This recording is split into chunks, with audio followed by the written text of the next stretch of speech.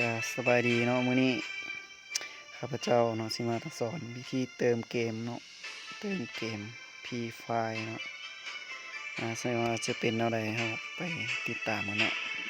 ซึ่งว่าการเติมนี่จะเป็นการเติมด้วยบัตรเนาะของเบอร์ของเราเนาะขั้นตอนนี้เราก็ไปคัดลอกเอา ID เกมของเฮามาก่อนเนาะคัดลอกมาเลยเนาะแล้วก็กลับออกไปเนาะไปที่เว็บเนาะโคดาซอฟเนาะโคดาซอฟแล้วก็เลือกที่เกมเนาะเกม Free Fire ของเราเนาะนี่เนาะก็เลือกเนาะ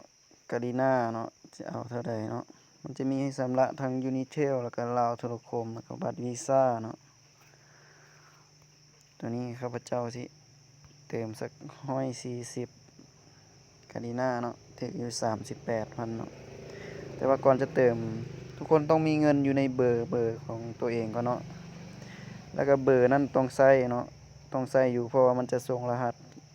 สไปให้ยืนยันเนาะจากนั้นก็เลือกเนาะว่าจะชำระทางเบอร์ใดเนาะเป็น Unitel หรือลาวโทรคมเนาะข้าพเจ้าสิเลือกลาวโทรคมเนาะนี่แล้วก็ใส่เบอร์เนาะเบอร์ที่ว่าเฮามีเงินอยู่หั่นเนาะที่ว่าเฮาจะชำระผ่านเบอร์เนาะเอาเบอร์เฮาใส่เนาะนี่เนาะนี่คือเบอร์ของข้าพเจ้าเนาะแล้วก็อีเมลเนาะอีเมลเป็นให้เป็นอีเมลของเฮาแท้ๆเนาะที่เฮาใช้อยู่เนาะถ้าว่ามันบ่ส่งรหัสมาทางเบอร์เนาะมันจะส่งไปทางอีเมลเนาะให้ไปกดอยู่ทางอีเมลตัวนี้ก็ใส่เข้าไปเนาะอีเมลของเฮาข้าพเจ้าใส่ตัวนี้เป็นเมลของข้าพเจ้าเนาะที่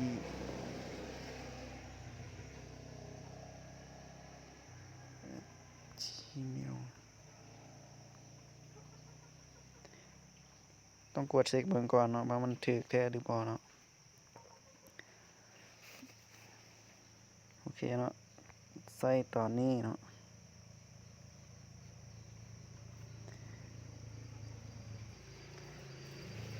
เนาะแล้วมันก็จะออกมาหน้านี้แล้วเราก็สืบต่อเลยเนาะกดสืบต่อเนาะ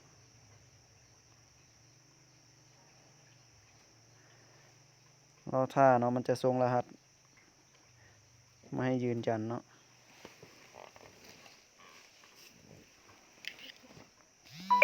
นี่เนาะแล้วก็กรอกรหัสใส่เนาะ743กดยืนยันเนาะจากนั้นก็กดกลับคืนไปหาห้านเนาะ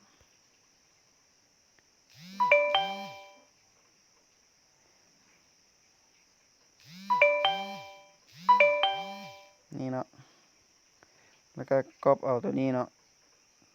ตัวนี้คือรหัสบัตรกาลิน่าเนาะแล้วก็คัดลอกแล้วก็ไปที่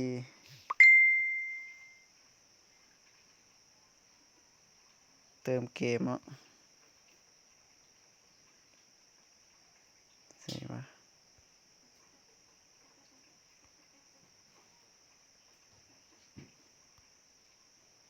เติมเกมพิมพ์คำว่าเติมเกมเนาะภาษาไทยเติมเกมFree Fire เนาะที่เข้าไปตัวทมิดเลยเนาะรอท่าเล็กน้อยเนาะกดกากบาทออกไปเนาะ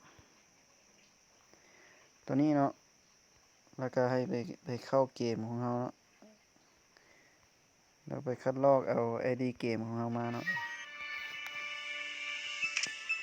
ตัวนี้เนาะคัดลอก ID เกมเนาะแล้วก็มาเข้าเว็บเนาะตัวนี้เนาะใส่ ID วางแล้วก็เข้าสู่ระบบ นี่เนาะจะขึ้นมาแบบนี้แล้วก็เลือกวิธีการชำระเนาะเลือกไปที่บัตรเติมเกมเนาะแล้วก็ไปเอาตัวรหัสบัตรเมื่อกี้นี่เนาะที่ว่ามันส่งมาเนาะตัวนี้เนาะคัดลอกแล้วก็ไปวางเนาะคัดลอกแล้วก็วางใส่นี่เนาะนี่เนาะแล้วก็กดยืนยันเนาะเห็นบ่เติมสำเร็จเนาะสินค้าที่เลือกเนาะมีอยู่295เพจเนาะจากนั้นก็ไปเบิ่งเนาะว่ามันเข้าบ่เกมของเราเนาะเห็นบ่มันเข้าแล้วเนาะนี่เนาะสังเกตเบิ่งเพจข้าพเจ้ามันขึ้นละก็สิมีสำนี้เนาะคลิปนี้ก็ขอจบสำนี้เนาะขอ